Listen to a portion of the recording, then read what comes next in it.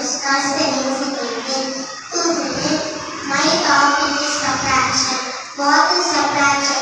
Subtraction is like taking away. It helps us to find out how many things we have left.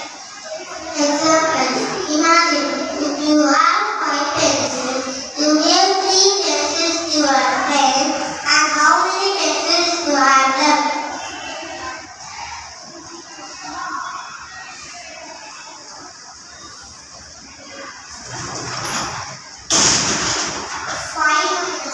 5 minus 3 is equal to 2.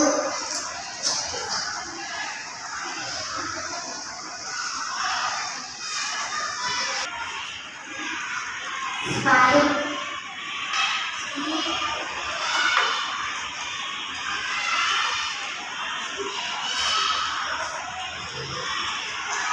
2.